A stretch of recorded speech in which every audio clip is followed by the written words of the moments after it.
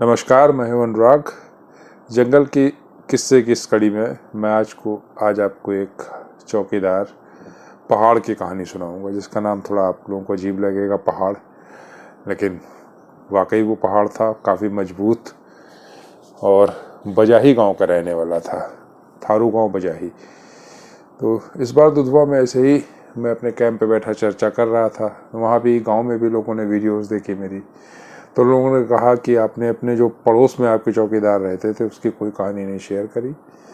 तो मुझे भी पहाड़ की याद आ गई। तो मैंने कहा चलो पहले पहाड़ से मिल के आते। करीब 7-8 साल हो चुके हैं उसको मेरा एरिया छोड़ के गए हुए। आप वापस अपने गांव बजाही चला गया था।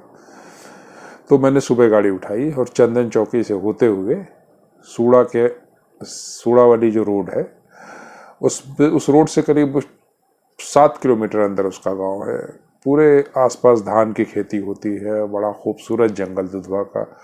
हाथी आते हैं अक्सर धान के खेतों में। बजाही गांव में पहुंचे, बुलाया गया तो पहाड़ से मुलाकात हुई। पुरानी बातें चर्चा चलने लगी। मैंने उससे कहा चलो दोबारा चलते हैं, फिर बंसी नगर में रहते हैं। पुराने दिन उसको याद दिलाया। वो भी बड़ा खुश हुआ, कहा हम तो यहाँ खाली ही रहते हैं बाबूजी। तो मैंने कहा चलो हमारे साथ रहना चल के वहाँ पे। तो उसने कहा ठीक है, धान की फसल कट जाती है तो मैं आपको बताता हूँ दिवाली के बाद। फिर उसके बाद उसकी एक घटना की चर्चा हम लोगों में होने लगी।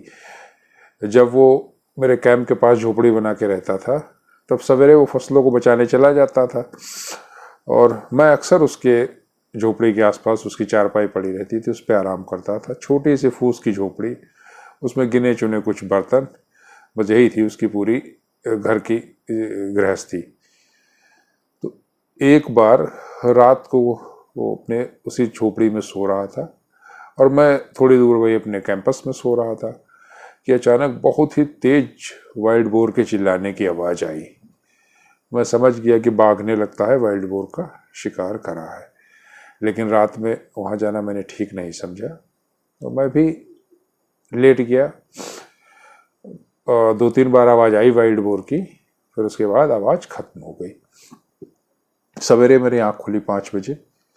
मैं जैसे ही गया उसके पास, मड़ैया के पास जाके मैंने गाड़ी का हॉर्न बजाया। मैं पैदल नहीं गया क्योंकि मुझे मालूम था बाघ ने रात को शिकार करा है, तो हो सकता है वो आसपास हो, इसलिए मैं अपनी कार लेकर के गया। और उसकी झोपड़ी के पास जाके मैंने जैसे ही एक बार हॉर्न बजा, वो तुरंत खोल करके बाहर आ गया झोपड़ी का दरवाजा, और मेरी कार में आकर के बैठ गया। मैंने पूछा क्या हुआ था कल, बड़ा तेज आवाज़ आई थी वाइल्ड बोर की। तब बताने लगा, हाँ साहब, वाइल्ड बोर को टाइगर ने दौड़ाया होगा, उसके गुर्राने की आवाज़ और जंगली सूरों के भागने की आवाज़ बहुत आई, और फिर मेरी झोपड़ी के पास ही में उसने उसको गिरा लिया। मैं चुपचाप लेटा रहा। मैंने कहा मेरी छोटी सी झोपड़ी है, कहीं भागा दौड़ी में कोई जानवर इसके अंदर ना आ जाए। लेकिन मैं दम साधे पड़ा रहा, और मैं भी सुबह होने का इंतज़ार कर रहा था, और रात बहुत लंबी लग रही थी। मैं बार बार घड़ी देख रहा था कि सुबह हो तो निकलूं। हो सकता है बाघ आसपास ही बैठा हो या मेरी झोपड़ी के बाहर ही बैठा हो। खैर आप आ गए तो अच्छा लगा। मेरे साथ देखा हम लोगों ने आसपास, तो बाघ के खींचने के जानवर के निशान थे। उसको खींच करके वो झाड़ियों में, गहरी झाड़ियों में अंदर ले गया था। तो ऐसी जिंदगी होती है इन लोगों के आसपास की छोटी सी झोपड़ी। मैं तस्वीरों में आपको झोपड़ी दिखाऊंगा जिसमें मैं बाहर बैठा हुआ हूँ, तो आप देखिए वही इन लोगों की ज़िंदगी थी, वही सब कुछ था। तो पहाड़ से 7-8 साल बाद बजाही में जाके मिलना बड़ा अच्छा लगा। उम्मीद है वो नवंबर के बाद आएगा मेरे पास और मेरे साथ ही रहेगा।